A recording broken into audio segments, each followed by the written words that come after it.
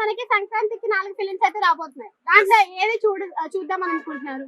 నేనైతే ఇంకా మిర్చి గుంటూరు కారం సినిమా చూద్దామని అనుకుంటున్నా. ఎందుకంటే మహేష్ బాబుకి బిగ్ ఫ్యాన్ నేను. ఇక అందులో శ్రీలీల డాన్స్ ఇంకా తెలుసు కదా, ఇక్కడే కుర్చీ మడత పెట్టేసా తిప్పవా. సో అయితే కుర్చీ కెమెరా టచ్ అయ్యి ఏం కదా బ్రో. అయితే కుర్చీ మడత పెట్టే సాంగ్ దానికోసమే నేను మెయిన్ గా వెళ్తున్నాను ఆ సినిమాకి. అది ఏ రేంజ్ లో థియేటర్ మొత్తం బద్దలైపోతుంది అంట. మహేష్ బాబు నిన్న ఆడియో లాంచ్ లో ప్రీ రిలీజ్ లో చెప్పిండు.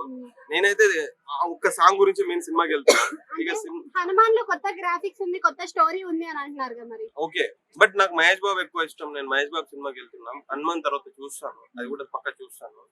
సో అంటే ఈ ఫెస్టివల్ మూడ్ లో గుంటూరు కారం సినిమా చూద్దాం అని చెప్పేసి ఇంకా మహేష్ బాబు సినిమా అంటే ప్రతి సంక్రాంతి చూస్తాం కదా, ప్రతి సంక్రాంతి రిలీజ్ అవుతుంది.